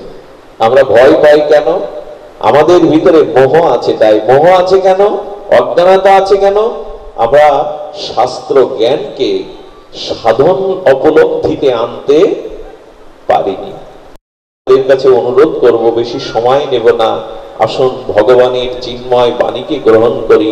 আর সেই বাণী একটাই, মামেকং শরণাং ব্রজ, ভগবানের চরণে শরণাগত হও। শরণাগত হলে আর ভয় নেই। মনে পড়ে তো, শরণাগত এমন একটি ধর্ম, অর্জুন তুমি আমার চরণে শরণ নাও। শরণ নিলেই তোমার জীবনে পরম কল্যাণ হবে। আমি অপূর্ব একটা লীলা বলেই আজ পাঠ বিশ্রাম করব। লীলাটি আপনাদের একটু কষ্ট হলেও শুনতে হবে, সময় অতিবাহিত হলেও সামান্য একটু আস্বাদন স্পর্শ করতেই হবে। আপনারা ভাগবতের একটি লীলা, তার ইতিহাস, তার তত্ত্ব আমরা খুব সংক্ষিপ্ত রূপে একটু স্পর্শ করব। আপনাদের মনে আছে, ভগবানের অষ্টমহিষী বরা, শ্রেষ্ঠ মহিষীগণের মধ্যে 2 জন অনন্যা। দ্বারকাধীশ শ্রী গোবিন্দের ভগবানের 8 জন মহিষী অর্থাৎ প্রেয়সী বরার মধ্যে 2 জন শ্রেষ্ঠ, একজন রুক্মিণী আর একজনকে সত্যভামা। সত্যভামা এবং রুক্মিণী, এরা 2 জন প্রেয়সী বরার মধ্যে বরা অর্থাৎ শ্রেষ্ঠা, রূপে গুণে অনন্যা, মহিমায় অনন্যা। নারদ মাঝে মাঝে দ্বারকায় আসতেন। কে আসতেন? আর নারদ যেখানে যাবে ও কিছু ঘটাবেই। নারদ যেখানে যাবে কোনো কিছু একটা ঘটাবেই। নারদ গগনলোক থেকে আসতে গিয়ে উনি একটা পারিজাত পুষ্প পেয়েছিলেন। কি পুষ্প? আমি একটু মন দিতে বলছি, ঘটনাটার মধ্যে অনেক ইতিহাস, অনেক তত্ত্ব লুকানো আছে। কি পুষ্প? পারিজাত। এই পারিবাস পুষ্প আমাদের জগতে ছিল না। এটা স্বর্গে দেবরাজ ইন্দ্রের সহধর্মিনী শচীর আঙিনায়, মানে শচীর বাতায়নের পাশে দেবরাজ ইন্দ্র এই পারিজাত পুষ্পটা, বৃক্ষটা ছিল, এটা জগতে ছিল না। তো দেবর্ষিপাদ নারদ কোন ক্রমে একটা পারিজাত পুষ্প গগনমণ্ডল থেকে নেমে আসায় তার হাতে এটি পেয়ে যায়। আর নারদ তো লীলাময়, লীলা করতেই তার সর্বদা অভিরুচি। উনি দ্বারকাধীশ গোবিন্দের হাতে এনে এটা দিয়ে দিলেন। আর গোবিন্দের পাশে তখন দাঁড়িয়েছিল রুক্মিণী। কে দাঁড়িয়েছিল? রুক্মিণী। রুক্মিণী পারিজাত পুষ্পের সৌন্দর্য দেখে আর নারদ আরো একটু বাড়িয়ে দিল। কেশব, দ্বারকাধীশ ভগবান, হে বাসুদেব, এই স্বর্গের পারিজাত পুষ্পের এমন মহিমা, কোন রমণী যদি এটা খোপায় দেয়, তার যে রূপ তা 1000 গুণ বেড়ে যাবে। তার রূপ 1000 গুণ বেড়ে যাবে। এটা স্বর্গীয় পারিজাত পুষ্প আছে। এই কথা যদি কোনো মায়েরা শোনে, ফুল নিতে আর দেরি করবে? কে আছে সত্য বাবা অমুক তমুক, দেরি না করে গোবিন্দকে বলছে তাড়াতাড়ি খোপায় পরিয়ে দাও। রুক্মিণীর খোপাতে যেই গুজে দিয়েছেন, নারদ বলছে এই লীলাই তো দেখতে চেয়েছিলাম, দুজন তোমার, আর একজন কি বলে ওইটা দেখার অপেক্ষায়। যেই ও রূপের জৌলস দিব্যভাবে বেড়ে গেছে, অনন্য সুন্দরী তো ছিলেন রুক্মিণী সাক্ষাৎ লক্ষ্মী দেবী, আর তার রূপের জ্যোতির ছটায় আলোকিত হয়ে আছে। গোবিন্দ তখন মনে মনে একটু ভয়ও পাচ্ছেন, আর একজনকে কি দেব। লীলাটি একটু মন দিয়ে শুনুন। দূরে দাঁড়িয়ে সত্যভামা এই দৃশ্য দেখে কোপ ঘরে চলে গেছে। কোপ মানে ক্রোধ ঘরে। আগেকার দিনে আমিও বলি, এখন তো অনেক রুম করেন আপনারা না, যারা একটু বড় ঘর করে, কি রুম বলে শ্যামল বাবা? অতিথিদের জন্য একটা রুম, বেডরুম, এইসব বলে না, অমুক রুম, ডাইনিং রুম, অমুক তমুক। তো তখনকার দিনে ক্রোধের একটা রুম ছিল, রাগের একটা রুম। রাগ হলে ওই রুমে গিয়ে বসতে হবে। মাঝে মাঝে এটা করবেন তো ঘরের এক জায়গায়, যার রাগ হবে হাড়ি পাতিল না ভেঙে, গালাগালি না দিয়ে ওই জায়গায় গিয়ে বসবেন। এটা বলে ক্রোধ ঘর, কোপ ঘর। তো সত্যভামা ক্রোধ ঘরে গিয়ে মুখ বেঁকিয়ে বসেছে। গোবিন্দ আর কি করবে, মান প্রসাদনের জন্য বললেন সত্যভামা, বললেন আর আমাকে ডাকবেন না। হ্যাঁ, ফুল আপনি রুক্মিণীর খোপাতেই গুজে দিলেন, আর একজন যে কেউ আছে আপনার প্রেয়সী, এ চিন্তা তো আপনার নাই। এই হলো যন্ত্রণা, এই হলো যন্ত্রণা। গোবিন্দ তখন বলছেন, আচ্ছা এর জন্য এত ভেঙে পড়ছো কেন? রাগ ভাঙানোর জন্য বললে নারদকে আমি পাঠাচ্ছি, ওই ফুল আমি আবার একটি এনে তোমার খোপায়। মিটে গেল। সহজে কি মেটে? কিছু মনে করবেন না, আমি মায়েদের কাছে ক্ষমা চাইছি। কোন মহিলার সামনে আর এক মহিলার প্রশংসা করতে যাবেন না, কেউ বিপদ থেকে আনবে। মায়েরা এটা মেনে নিতে পারে না। একজন মায়েদের সামনে আর একজন মায়ের যদি প্রশংসা করে বসেন, সে মেনে নিতে পারবে না। বলছেন ফুল আর একটা দিলেও কি হবে, প্রথম পেলে তো ওই মান যা যাওয়ার তা তো আমার গেছেই, আর একটা পেলেও কি হবে, মান যা যাওয়ার তা তো গেছে। গোবিন্দ বুদ্ধিমান, স্বয়ং ভগবান। বলে কাজ করো, তুমি দাবি করো তো কি করে তোমার মান প্রসাদন করতে পারি। বলে পারিজাত বৃক্ষটাই আমার জানলার পাশে এনে তোমাকে রোপণ করতে হবে। গোবিন্দ তখন মনে মনে বললেন সম্ভব, আমি ভগবান, আমার পক্ষে তো অসম্ভব নয়। নারদকে গিয়ে বলছেন, যাও ইন্দ্রকে গিয়ে বলো স্বর্গে আমি পারিজাত বৃক্ষটা চেয়েছি। খুব ধ্যান দিয়ে শুনতে হবে, অপূর্ব একটি তত্ত্ব লুকিয়ে আছে এর মধ্যে, যেটা আপনার জীবন বদলে দিতে পারে, একটা নূতন দিগদর্শন খুলে যেতে পারে আপনার জীবনে। নারদ চাচ্ছিলেন লীলাটা আরো বাড়ুক। যারা ভালো রাইটার হয় তারা সহজে নাটক শেষ করতে চায় না, আরো আরো বাড়ায়, অধ্যায় বাড়ায়। লিখতে লিখতে তো ব্যাসদেব 18,000 শ্লোক লিখে বলছেন ভাগবতী। তো এমনি করে নারদ বলছে যখন লীলা শুরু করেছে আরো বাড়ুক। ইন্দ্রকে গিয়ে বলছেন, স্বয়ং দ্বারকাধীশ বাসুদেব ভগবান তোমার কাছে এই পারিজাত বৃক্ষ চেয়েছে। তখন ইন্দ্র বলছেন, ওটি সাক্ষাৎ বিষ্ণু, স্বয়ং ভগবান। একবার অহংকারে অভিমানে আমি বুঝতে পেরেছিলাম, ওই যে ইন্দ্রজাগ বন্ধ করে গিরিরাজের পূজা করেছিল, তাতে আমার অভিমান চূর্ণ করে দিয়েছিলেন ভগবান বিষ্ণু। নিয়ে যান, নিয়ে যান আপনি। বলে তবে নিয়ে যেতে গেলে তো আপনি সচির কাছে যান, আমার সহধর্মিনী সতী সচি, ওনাকে বলে আপনি বৃক্ষটা ওখান থেকে নিয়ে যান। বললেন এত তাড়াতাড়ি লীলা শেষ হবে? এত তাড়াতাড়ি কি শেষ হয়? সচিকে গিয়ে বললেন, সচি, একটা কুসুম আমি পেয়েছিলাম পারিজাত পুষ্পে, তাতে রুক্মিণী দেবীর খোপাতে দেওয়াই কি অপরূপ সুন্দরী রূপ ধরেছে আপনার মতো। আর আরেকটি পুষ্প নয়, পুরো পারিজাত বৃক্ষটাকে চেয়ে বসেছেন সত্যভামাজি। এটা গেলে তারও মান যাবে, তারও মান পূর্ণ হবে, সে সুন্দরী হবে, পারিজাত পুষ্পের সৌন্দর্য সে পাবে। ওই যে বললাম, মায়েদের সামনে আর এক মায়ের প্রশংসা করতে যাবেন না। সচি তখন বললেন, নারদ, প্রভুকে গিয়ে বলো বৃক্ষ আমি দেব না। আরে স্বর্গের দৈব জিনিস ভূমণ্ডলে কেন যাবে? হ্যাঁ, স্বর্গের মহিমা তাহলে কি থাকলো? দেবরাজ ইন্দ্র তো স্বর্গের রাজা, তার মহিমা কি? যা জগতে আছে তা যদি স্বর্গে থাকে। এরকম কূট বুদ্ধি দিয়ে পেঁচিয়ে দিল। ইন্দ্রকে বলছেন সচি ওটা দেবে না, কারণ স্বর্গের বস্তু পৃথিবীতে যাবে না, তাহলে ইন্দ্রের মহিমা খণ্ড হবে। আমি সতী, আমি স্বামীর মহিমা খণ্ড করতে। ইন্দ্র মনে মনে বলল, প্রস্তাবটা তো যথাযথ, গিয়ে বলুন আমি বৃক্ষ দেব না। যারা ভগবানের স্তব করে, একটু আগে যারা বলল, তার বুদ্ধি কোথায় গেল দেখুন, মহিমা ছাড়বে না। কৃষ্ণ বললেন, দুদিন সময় দাও, না দিলে আমি নিজেই যাব। দুদিন পরে যুদ্ধ বাঁধল। সেই ভয়ানক যুদ্ধে, এত ভয়ানক যুদ্ধে কেউ পরাজিত হচ্ছে না। তখন ঋষি মুনি, এই জগতে অনন্ত অনন্ত অনন্ত ঋষি মুনি আচার্যরা চিন্তা করলে এই যুদ্ধ বেশি দিন থাকলে এক অঘটন ঘটবে। এইখান থেকে আমার বাস্তবতা শুরু। লীলা তো লীলা, কিন্তু এর তত্ত্বটা এবার নিন, দুহাত ভরে নিন, হৃদয় আঁচল পেতে নিন।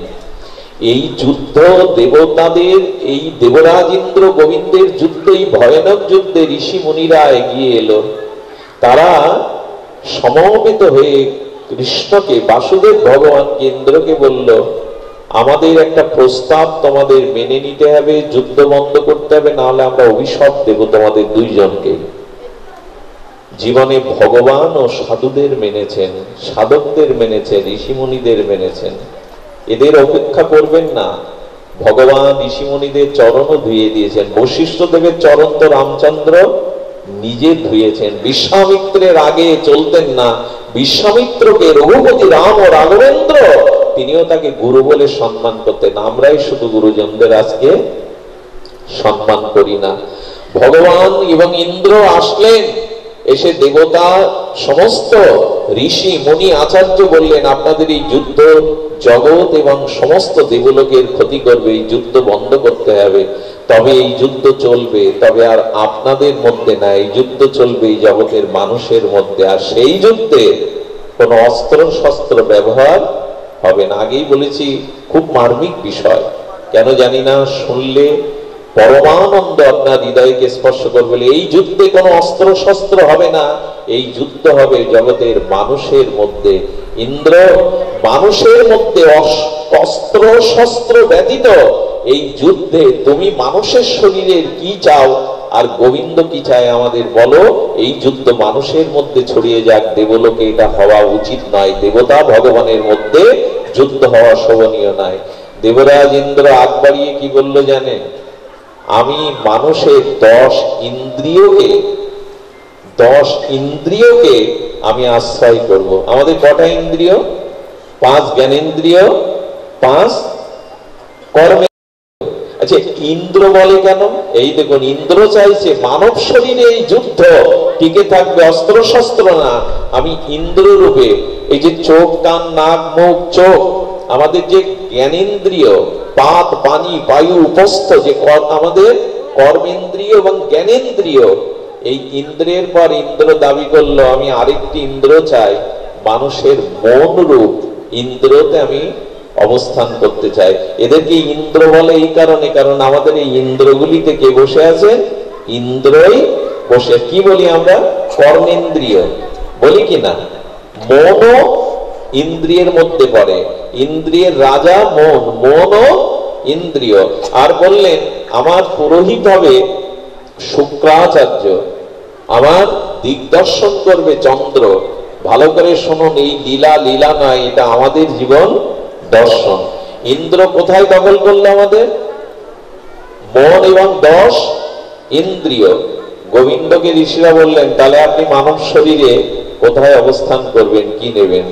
গোবিন্দ তখন একগাল হেসে বললেন, আমি মানুষের আত্মা রূপে তার হৃদয়ে অবস্থান করব। এইখানেই হলো রহস্য। আমি বারবার বলছি, আমার ভিতরে শিহরণ হচ্ছে। আমি জানি না আপনাদের অন্তরে পৌঁছে দেওয়ার আমার যোগ্যতা নেই, সাধনা নেই, তপস্যা নেই, জ্ঞান নেই। তবু জেনে নেন, এই যুদ্ধ আজও থামিনি। আসলে এই পারিজাত পুষ্পটাই আমাদের শরীর। মানুষ নিজের শরীরকে ভালোবাসে কিনা? পৃথিবীর সব থেকে মানুষের কাছে প্রিয় তার নিজের শরীর। এটা পারিজাত পুষ্প। আর এই পুষ্প যুদ্ধ এখনো থামেনি। সেটা হলো আমাদের ইন্দ্রের সাথে আমাদের আত্মার একটা যুদ্ধ চলছে। ইন্দ্র বলছে কামনার পথে যাও, ভোগের পথে যাও। শুক্রাচার্য দত্তগুরু ভোগের পথে আমাদের ইন্দ্রগুলো, চোখ কান নাকগুলো চলে যাচ্ছে। আর আত্মা কি বলছেন? ইন্দ্রের পথে যেও না, ওখানে পতন আছে, ওখানে ধ্বংস আছে। তুমি আত্মাতে যুক্ত হও, আত্মস্থ হও, তাহলে এই জন্ম মৃত্যু জরা ব্যাধি থেকে, দুঃখ শোক ভয় হতে তুমি চিরদিন নিষ্কৃতি পাবে।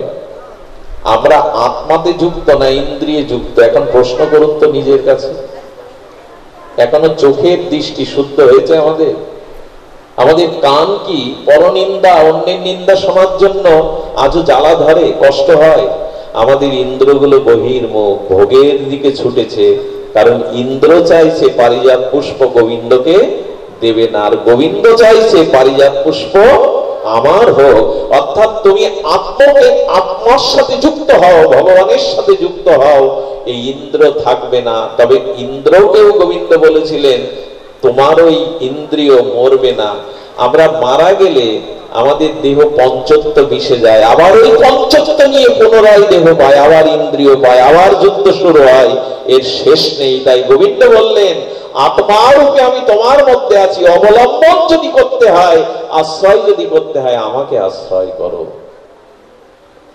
আমরা প্রত্যেকেই ইন্দ্রিয়ের দাস, কামনার দাস, মায়ার দাস। এই জন্য আমাদের জীবনের এই পরিণতি। এর থেকে উদ্ধারের একমাত্র উপায় মহৎ কৃপা, সাধু কৃপা। আর এটি করতে গেলে আমি এটি দিয়েই পুষ্পাঞ্জলি, আমি বাণীর অঞ্জলি দিচ্ছি। আমাদের গীতা আমার সম্মুখে আজ, এই জন্য গীতার একটি বাণী দিয়েই পুষ্পাঞ্জলি দেই। যৎ করোষি যদ নাসি যজ্জোষি দদাসি যৎ যৎ তপস্যোষি কন্তেও তৎপুরুষ মদার্পণাম। হে অর্জুন, তুমি যা খাও, যা আহার করো, যা যজ্ঞ করো, যা কিছু করো, আমাকে অর্পণ করে করো। আসুন না এটা আজকে নিয়ে যায়। তুমি যা কিছু করো, আহার করো, যজ্ঞ করো, হোম করো, যা কিছু করো, আমাকে অর্পণ করো। আমাকে অর্পণ করলে তুমি আর কর্মের ভাগী, ইন্দ্রিয়ের ভাগী হবে না, আমাকে পাবে। একবার ঠাকুর নরোত্তম ঠাকুরকে ডেকেছেন। কাকে ডেকেছেন? ঠাকুর নরোত্তমকে ডেকেছেন। আমাদের এই খেতুরের, রাজশাহীর খেতুরের সেই প্রেম অবতার, আমাদের নিত্যানন্দ আবেশপরতি প্রেম ভক্তির মহারাজ ছিল নরোত্তমকে এক ধনী ডেকেছে। সেই সময় 20,000 স্বর্ণ মুদ্রা দিয়ে মন্দির তৈরি করেছে। আর সেখানে বিগ্রহ বসিয়েছে ভগবানকে সাড়ম্বর করে, লাইট প্যান্ডেল করে, উচ্ছ্বাসে যখন কীর্তন করতে ডেকেছে ঠাকুর নরোত্তমকে, মৃদঙ্গ খোল করতাল সাধু সঙ্গে এই প্রেমিক, এই মহাপ্রেম ভক্তির মহারাজ, তিনি মন্দিরে গিয়ে কীর্তন করতে পারছেন না। মন্দিরে ঢোকার সাথে সাথে অনেক কীর্তন বন্ধ হয়ে যাচ্ছে, খোল করতাল আর বাজাতে পারছেন না। অনেকক্ষণ চেষ্টার পরে রাস্তায় ধুলাতে এসে কীর্তন শুরু করলেন। আচ্ছা, এটা জমিদারের অপমান কিনা? আহ্বান করা হয়েছে, কিন্তু ঠাকুর নরোত্তম মন্দিরে কীর্তন করছেন না। বাইরে এসে গড়াগড়ি, সেই প্রেম, সেই অশ্রু, সেই দিব্য ভাব মহাপ্রভু কীর্তনে গড়াগড়ি যাচ্ছেন, প্রেম বন্যা বয়ে যাচ্ছে। জমিদার ধনী এসে বললেন, 20,000 স্বর্ণ মুদ্রা দিয়ে যে মন্দির করা, যেখানে এত সুন্দর বিগ্রহ তৈরি করা, সেখানে কীর্তন না করে রাস্তায় কীর্তন করে আমাকে কেন অপমান করছেন? আমার মন্দির ভালো না, আমার বিগ্রহ ভালো না। ঠাকুর নরোত্তম তখন হেসে উঠেছেন। আবার বলুন কি বললেন? আমার মন্দির ভালো না, 20,000 স্বর্ণ মুদ্রা দিয়ে তৈরি। এই দেখুন, সমর্পণ হয়নি। যা কিছু করো আমাকে অর্পণ করো। উনি কি বলছেন? আমার 20 20,000 স্বর্ণ মুদ্রার মন্দির, আমার দেয়া বিগ্রহ আপনাদের পছন্দ হয়নি, রাস্তার ধুলায় কীর্তন করতে আপনাদের মন চাইছে। নরোত্তম ঠাকুর বললেন, মন্দিরে ঢুকে দেখলাম এখানে ভগবান নাই, সিংহাসনে ভগবান নাই, দেখলাম রাস্তার ধুলিতে ভগবান আছে, তাই তো যেখানে ভগবান ওখানে কীর্তন করতে গেছে। আরে তুমি দেখতে পাচ্ছ না এই মন্দিরে আসনে এখানে আমি বসিয়েছি ভগবানকে, এই মূর্তি এত টাকা দিয়ে বসিয়েছি। বললেন, ওই জন্য তো বলছি আপনার সিংহাসনে আপনার অহংকার আমিত্ব বসে আছে, ওখানে ভগবান নাই। আপনার মন্দিরে আমিত্ব বসে আছে, ওখানে ভগবান নাই। দয়া করে কোনো কাজে বলবেন না আমি করেছি, আমার দ্বারাই হচ্ছে, আপনার দ্বারা কিছু হয় না। আত্মা চলে গেলে এ দেহে অন্য কোনো ক্রিয়ার হয় না, কর্ম হয় না। আত্মা আছে তাই আপনার অস্তিত্ব আছে, আপনি কিছু করতে পারছেন। তাই বললেন ওখানে আপনার অভিমান বসানো আছে, ওখানে ভগবান নাই। রাস্তার ধুলিতে আকাশে বাতাসে ভগবান আছে, তাই আমরা সেখানে কীর্তন করছি। এই জন্য গীতার এই বাণী নিয়ে যান, কর্তৃত্ব অভিমান যেন না থাকে, আমিত্ব যেন না থাকে, আমি করেছি, আমার দ্বারা হয়েছে, এইটুকু আপনাদের কাছে নিবেদন করব। ভগবানকে সঁপে দিন, ভগবানকে সমর্পণ করে দিন। जो जाको सरल लिए सो राको ताको लाज, उल्टा जले मछली चले बही যায় গজরাজ। সেই স্রোতস্বিনী পাহাড়ি পার্বত্য সংকুল নদীতে প্রবল স্রোতধারায়, বন্যার স্রোতধারায় হাতি এপার থেকে ওপারে যেতে পারে না, হাতি ভেসে যায়। কিন্তু ছোট ছোট মাছগুলো একই নদীতে আনন্দে দল বেঁধে গান গাইতে গাইতে সাঁতার কাটতে কাটতে উজানে উল্টের দিকে যায়। হাতি বিস্ময়কর চোখে বললেন, আমার মতো বলবান প্রাণী নদীর স্রোত ভেদ করে আমি ওপারে উঠতে পারছি না, আর ছোট ছোট মাছগুলো উজানে সাঁতার কেটে আনন্দে যাচ্ছে কি করে? মাছের ব্যাখ্যা কি? মাছ বলছে, হাতি আমার জলেই জন্ম, জলেই আমার স্থিতি। আমি জলকে বলেছিলাম, জল তুমি আমার আশ্রয়, তোমায় ছাড়া আমি বাঁচবো না, আমাকে সোনার থালে পদ্মের মধ্যে রাখলেও বাঁচবো না। জল তুমি আমার আশ্রয়, তুমি আমার জীবন। তাই জল বলছে মাছ আমার আশ্রয় নিয়েছে, মাছ আমাতে অবস্থান করছে, তাই মাছকে না ভাসিয়ে আমি মাছকে বুকের মধ্যে টেনে রাখি। কিন্তু হাতি তুমি জলের শরণ নাওনি, তুমি তোমার স্বতন্ত্র শক্তি প্রয়োগ করতে গেছো জলে, তাই জলেরও একটা শক্তি আছে, জলও তোমাকে ভাসিয়ে নিয়ে যাচ্ছে, তুমি তো শরণাগতি নাওনি। তো ভগবান চরণে যদি কেউ শরণ নেয়, শরণাগত ভক্তকে ভগবান চিরদিনই রক্ষা করেন। আমার সব শেষ অঞ্জলি এই, আসুন আমিত্ব ত্যাগ করে, কর্তৃত্ব অভিমান ত্যাগ করে আমরা ভগবানকে বলি, তোমার চরণে আমার ইহকাল পরকাল যথা সর্বস্ব আমি সমর্পণ করলাম। এই সমর্পণই হলো গীতার শিক্ষা, এই সমর্পণই হলো শোক মোহ ভয় দূর করবার একমাত্র উপায়। ধন্যবাদ দেই মকসুদপুর বাসীদেরকে, তারা বারবার এই অনুষ্ঠানের জন্য, কার্তিক বাবা শ্যামল বাবা যারা আছে বারবার বলেছেন। আমার সৌভাগ্য হয়েছে আজকে সারাদিন থেমে থেমে বৃষ্টিও হয়েছে, ঝড়ও হয়েছে। জানি না ইন্দ্রদেবের কথা বললাম, হয়তো ইন্দ্রদেব কৃপা করেছে, বৃষ্টি লাগলে হয়তো আমরা এইভাবে বসতে পারতাম না। আপনাদের সর্বাঙ্গীন মঙ্গল কামনা করে, আপনাদের সকলের ভগবত জীবন প্রার্থনা করে আজকের মতো হরি কথার এখানেই পূর্ণ বিশ্রাম। জয় শ্রী গুরু প্রেমানন্দে গৌর।